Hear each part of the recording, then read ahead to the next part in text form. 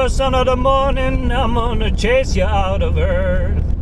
Hello everyone, I am Mango Thunderslice, and today's video is ACT, Casting the Devil and Fear Out of Earth, subtitle, Moral Courage in an Age of Chaos. And yes, basically this is another video continuing gold pills for everyone today. It is, a very interesting process, rejoining with sobriety for the first time since I was basically 15 or 16 years old. And it's interesting when your dreams start to come back. I feel, like what they call the astral plane, that realm beyond the physical, that when you lucid dream and you really engage with that world when you're sleeping, it brings messages to you that you otherwise don't necessarily receive in the physical realm. And so as we get older into our adulthood, I think that a lot of people disconnect from their dreams. I think a lot of it has to do with, that substance use is a general part of society. I never really felt like I was abusing the substances. I always felt that I was treating them with respect, and I still feel that way. It's just that at a certain point, we all grow up, right? It's like our parents are like guardian spirits when we're very young, and substances sort of serve that purpose as guardian spirits, and a shield for us to help, defend our psychic internal realm from the outer world. And that can be useful sometimes, but often enough we make habits out of it, and the habit becomes a lifestyle, and the lifestyle becomes an addiction. And again, I still work in the industry. I still believe in the healing power of some of these spirits. I always believe that people should treat them with respect. But again, as we grow older, we just like our parents will not be with us, we can't essentially use crutches for our entire life. There comes a time to grow up and go out into the world. And that is really where moral courage comes in, because, it's almost like a selectively permeable membrane. I didn't feel that I was numbing myself. I mean, there are substances that numb you, cocaine and heroin and methamphetamine and other synthetic drugs, opioids from the pharmaceutical industries, right? And a lot of people who I've known in my life who really got deep into substances, some of which are no longer with us today, some of which by the grace of God still are, they had very traumatic upbringings in certain ways. They lost parents at a young age, and the substance really became a replacement and a crutch and a coping mechanism for that moral strength and that moral courage that, a successful upbringing imbues in you as a seed that is planted in the good soil that becomes the tree.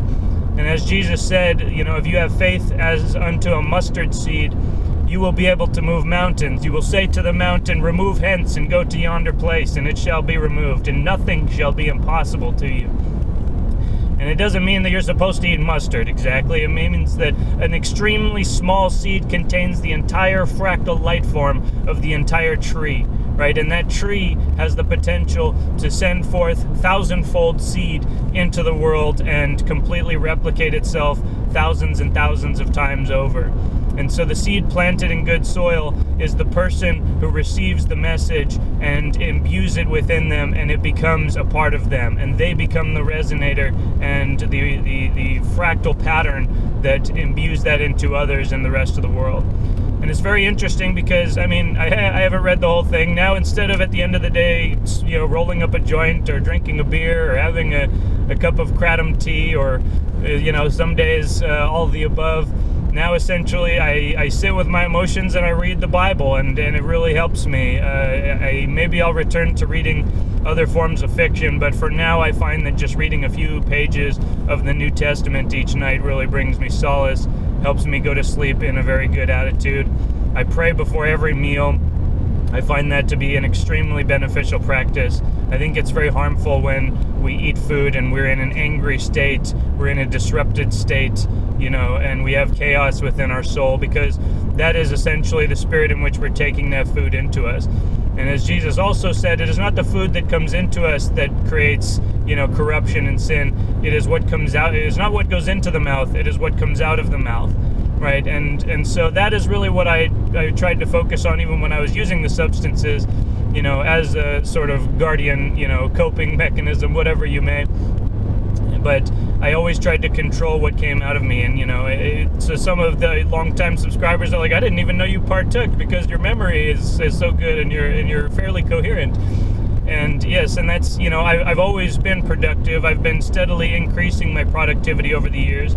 I can say without a shadow of a doubt that this year has been absolutely the most productive year of my entire life. And probably this 1 year, I've probably accomplished more than all of the previous years of my life, right? Because at least in 2018, right, Isla was born. And this year, in April, Aria was born. So, but it's one thing to have a kid when you don't have a kid already. It's another thing to have a kid when you already have a kid. So it's like not just twice as hard, it's like 3 times as hard. At the same time, I'm basically managing like 4 divisions at work, essentially, expanding in every direction. Having a mental clarity that is not clouded by a consistent habitual intake of cannabinoids, I find, again, makes me even more productive than I was. I find myself with this impulse to lash out, and I feel that selectively permeable membrane has sort of been dissolved. But, as my beautiful wife, Space Panther, reminds me, the shield is still there. It's just now you have to move forth on your own strength and not rely on the spirits, right? And I think this is an ordained time. December 7th, right, Pearl Harbor Day was ironically the day that I realized that CHS was what I was dealing with. And, at the same time, things are happening in this world. I don't need to speak too much more about the political situation. We'll see what happens. But, in any case, as I've said in the last video, it is up to us. It's always been up to us. It will always be up to us. But it's not just us in the physical sense. It is not the force of man that will solve this situation and win this war. It is a spiritual war. And as, again, Jesus said, do not think I came into this world to bring peace, but to bring a sword, right? The true message of righteousness is not to just turn the other cheek, although that is part of it. It is to engage in that righteous struggle and to never waver and to never swerve, but to continue on in faith in the face of obstacles that seem unmovable and impossible circumstances. Because ultimately nothing is impossible to the brave and faithful. And ironically, beyond Thunderslice, which is a chosen name, my family name, is exactly that on the crest. To the brave and faithful, nothing is difficult. And perhaps that's a clue, but ultimately I'm not afraid of people knowing my actual family name.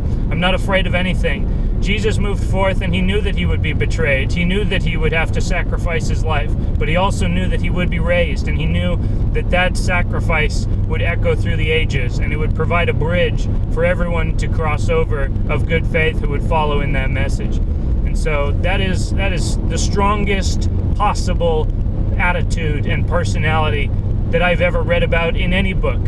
Non-fiction, fiction, it doesn't matter. Harry Potter, The Matrix, Neo doesn't hold a candle to Jesus at a certain point, right? But at the certain point, it's all the same story. It is all the transmutation and the sacrifice and the creating of that bridge for others. And so we have to know ultimately that we will perform that same sacrifice if we choose to move forward in that righteous struggle and engage in that spiritual war. But the price is a small price to pay for everlasting life and everlasting glory. Because again, we remember those who provided those sacrifices beyond just the character of Jesus. Those people who brought that wealth and value into the world, who brought that manna down from heaven and used it to feed others, ultimately changed the world permanently. And there is also, on the other side, there are those who live in fear, who live in chaos, who live in a state of parasitism, right? The devil has no power unto himself. He only has the power that is given to him by his weakling surrogates and these sycophants who seek power outside of themselves. And it's a chain link of trauma through the ages. And, perhaps, even for those who can't fathom the spiritual dimension, we have had planetary cataclysms in our history and it is almost a original foundational trauma that has caused us to be wary of our fellow brothers and our fellow sisters of the human race. And it has caused us to weaken our moral fiber and to lack that courage and to just scrape by and scrap by like a little rat, like a little, animal that only basically lives for that, that base instinct. And ultimately, the human who reverts into that reptilian state, we all have a reptilian brain, and lives within that and does not believe in things like morality or empathy or courage or anything like that. They operate as a lizard, right? As a dinosaur. And so lying to them is no problem. It's part of their ritual of, lying to others is part of the cult. You are expected to lie. You are expected to put on a false face because you are a predator. Well, the predator has to, get close to the prey. It has to make the prey think that there is not a threat before they can finally snap those jaws and consume that life force. And there has been a darkness on this planet for many thousands of years. And ultimately, the true image of innocence and courage in this world is the mind of a small child, of those who have not seen the evil of the world, who have not seen the harm that can be done from one man to another. And so they live in a state of sort of perpetual bliss in that natural state until that trauma is visited upon them. And there's a reason that Jesus spent so much time talking about protecting the children. And it is better for a man to have a millstone put around his neck and dropped in the bottom of the sea than to harm a small child. And again, I'm not even that far into the Bible, but I find it to be the most meaningful and impactful book I've ever read. And really, this is the message, because no matter the circumstance, we have to have moral courage. We have to always proceed forward, no matter how dark the storm is, and the rumbling of the thunder and the crashing of the lightning. My name is Thunderslice, and I do not fear the storm. I am the storm, and I will sail forth without swerving, and we will go right through the eye, and we will find that peace within the storm.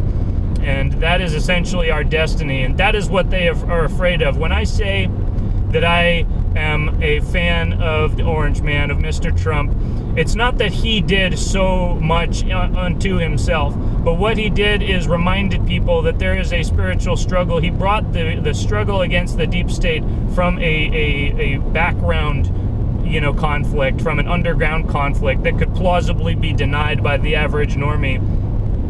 He brought it out into the light. It is so unequivocally obvious right now that the media not only is biased, is not only corrupt, but they are evil. They are absolutely evil to the very bone, and they have no respect for truth, and who knows if they ever did, but now they've truly revealed that they have no interest in it whatsoever, and it is entirely a propaganda outfit from start to finish. Fox News all the way through, right? The new forms, the new channels, Newsmax and AON, it's still entertainment. It's just a little bit more independent and thus can speak a little bit more truth. But ultimately, you will only find the truth by returning within yourself, finding that logic, that logos given to you by God, going to the primary sources, and having the moral courage to evaluate things on your own intelligence, and not always deferring to others. Again, that is the satanic mentality of always deferring, always waiting, and always giving power to others. Because, I have no wealth, I have no value, I have no power, I'm just this meat sack. Again, the mentality of the atheist is the most pervasive corruption on this world today.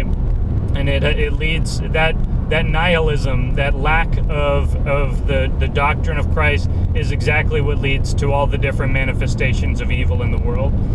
And, again, it's not that we abandon some part of ourselves to gain that wisdom. Be wise as serpents, but as peaceful as doves. Activate the reptilian brain and the forebrain. Have the entire full aspect of this creation, of this brain, of this body, and fill it with light. If thine eye be single, the body will be filled with light.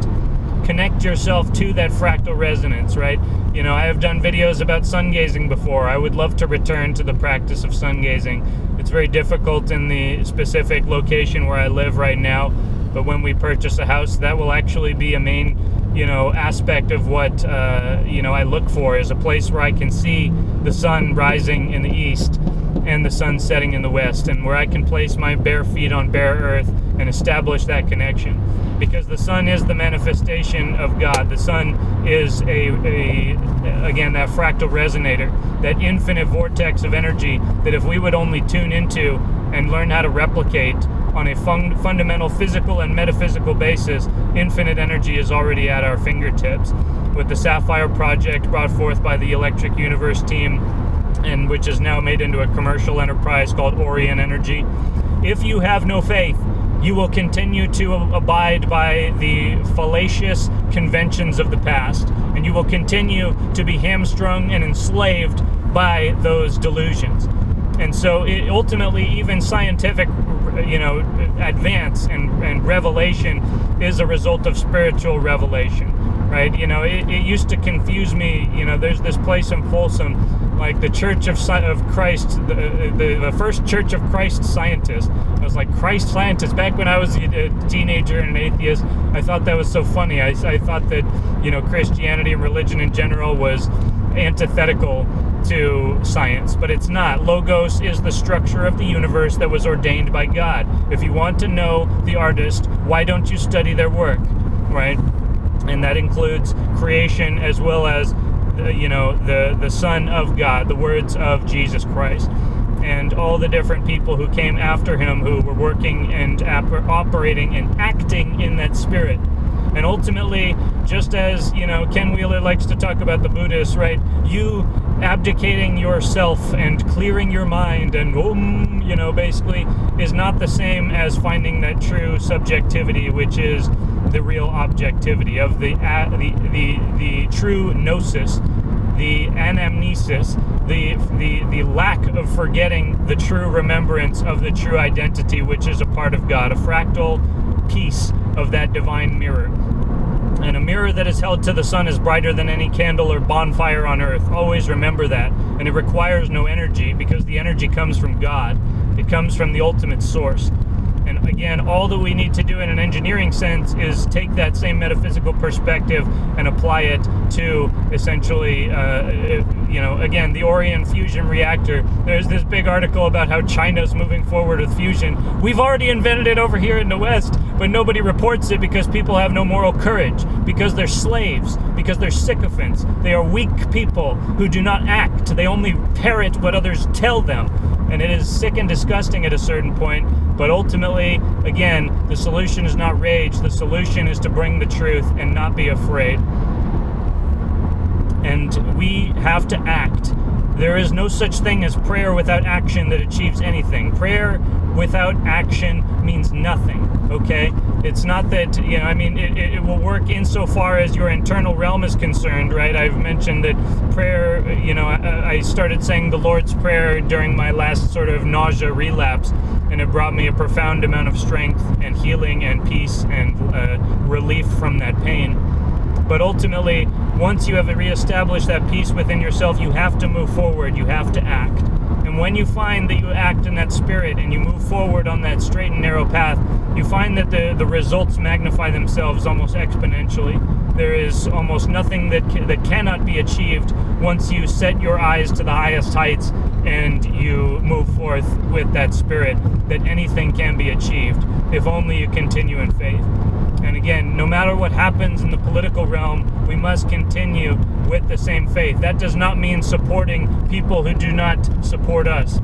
You know, we have to basically be wise as serpents and, you know, understand that people are out there seeking to deceive us. They are sheep, they are wolves in sheep's clothing.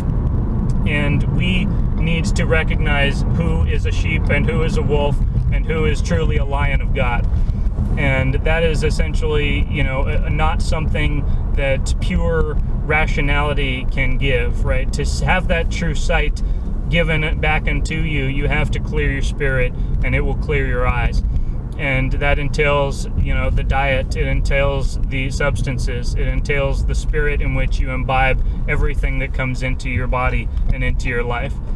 And, to have that true selectively permeable membrane in the absence of substances, in the absence of guardian spirits such as, your parents or other people who might have protected you in your formative years, it is all about moral strength and courage, and it is about returning to that state of peace. And, I guess that's just really the message today, is that regardless of the circumstances, you have to sail through that storm. We have that rage, but it needs to be transmuted into action. We need to always be building, always be performing. We cannot spend all of our days staring at screens on our phone, our computer, putting opinions into the internet and pretending like that's, the ultimate, in action. This is ultimately just a hobby of mine, a way to keep my own narrative consistent, keep that continuity from week to week, from month to month, and year to year, and remember the path that I've been on. And hopefully that message brings some value to others. It seems like, based on the comments, that some people have gained value from the channel over the years, and that brings me a profound sense of appreciation. And I would like the channel to grow greater, but ultimately that's not my greatest priority, and whatever will be in that regard. All that I feel compelled to do is to seek first the kingdom of heaven, continue to spread the message of Christ, continue to spread that gold pill message of transmutation and fractal communion with the creator of the universe, which entails, again, more than just reading the Bible. It entails understanding the power of the sun. It entails understanding the power of nature. Isn't it odd that all of the parables that Jesus gave, almost all of them are agricultural metaphors? The parable of the vineyard, right? The parable of the seed, the good seed that fell on good earth versus the seed that fell on rocky soil, or the seed that fell in vines. The parable of the mustard seed. Almost everything. Jesus was a Druid. Understand, Druidism is the original Christianity, and the Irish Christianity is the Christianity that will bring this planet back into a state of balance, not the cult of Rome, which has obviously been corrupted for far longer than, old Petrus Romanus, who will probably be the final pope, as the prophecy of Malachi decreed.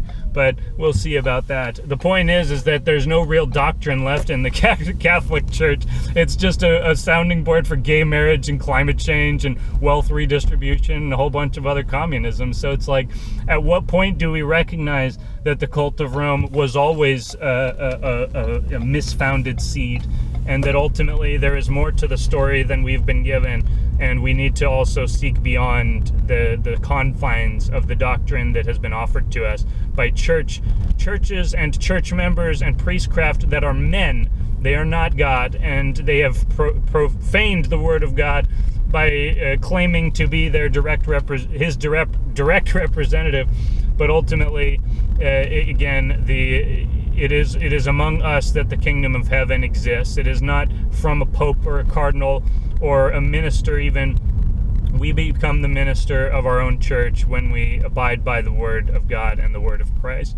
And that gives us power beyond the physical realm, and it also gives us peace beyond the physical realm.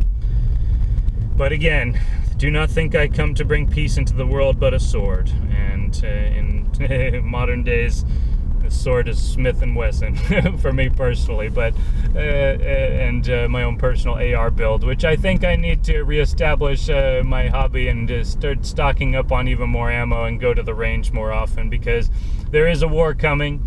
And ultimately, again, as I've said, it is more about energy and sovereignty than anything as far as actual physical violence. But the more that we are prepared to defend ourselves and defend the lives of those we love, is the more that the forces of evil will be kept at bay and stay far away from us. And when we things like the state of Jefferson and building a home that we can actually reside in and feel that that communion with our fellow man, and not feel like we're being subjugated by medical fascists. This is the flashpoint. If you do not seek sovereignty now, if you have not already been working towards it, then when the mandatory vaccination laws come through, you will be pressured and you will bend to their will. if you have any doubt in your mind that these are basically instruments of Satan, then basically you will bend to the will of the devil and you will be compromised, and your family and your progeny will be compromised, right? They're now saying that COVID-19, based on a study of 5 people in China, makes you infertile, or it like prevents the gamete cells, the sperm cells, from binding to the testicular tissue, right? So they're even now trying to, it's like, yeah, you're sterilized if you get COVID, or you're sterilized if you get the vaccine. So says the former Pfizer executive. So ultimately, seek first the kingdom of heaven, build sovereignty in your own life, and all will be given and all will be revealed. That is my message today. Much love and blessings to you all, and I'll see you next time. Peace.